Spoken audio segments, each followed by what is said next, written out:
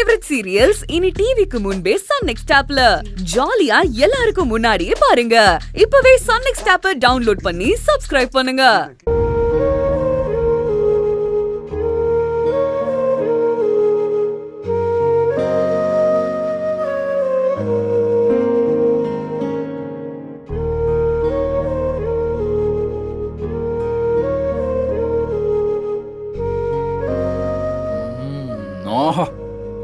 என்ன டேஸ்ட் என்ன டேஸ்ட்.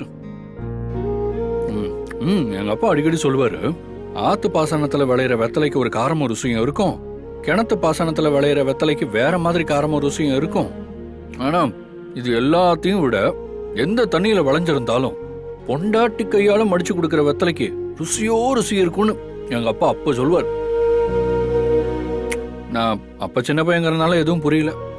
இப்பதான் இந்த மாதிரி பொண்டாட்டி கையால வெத்தலை வாங்கி சாப்பிடும்போது எல்லாம் புரியுது. இந்தாருங்க, நான் ஒண்ணும் உங்களுக்கு இங்க வெத்தலை மடிச்சு கொடுத்து கொஞ்சி கொல்லாவிட்டு போக வரல. அப்புறம் விளையாடாதீங்க. யாழினி கம்பெனிக்கும் ஹாஸ்டலுக்கும் வந்து எப்படி அழுதா தெரியுமா? அம்மா உங்களை பார்க்காம தினம் புலம்பிட்டு இருக்காங்க. பெத்தவக ஆதங்கத்துல ஏதோ 4 வார்த்தை பேசிட்டா அத பெருசா எடுத்துக்கிட்டு புடிவாதமா ஒரு போன் கூட பேசாம இப்படியே வந்து உட்கார்ந்துருப்பிய.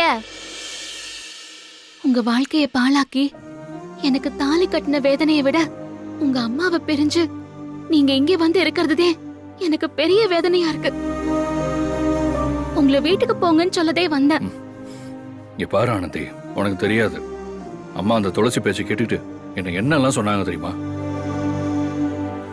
இது என் புருஷன் கட்டின வீடு, இதுக்கு உதவி பண்ணதே துளசியோட அம்மா தான், உனக்கு இதுல எந்த உரிமையும் இல்ல, வெளியே போன்னு சொன்னாங்க. அவங்க என்ன பத்தி சொன்னதை கூட நான் தாங்கிப்பேன். ஆனா தேவையில்லாம ஒன்னு ஏதோ பேசினாங்க. அதுக்கு மேல எப்படி நான் அங்க இருக்க சொல்றேன்? நான்லாம் அங்க போக மாட்டேன். பெத்தவக தானங்க,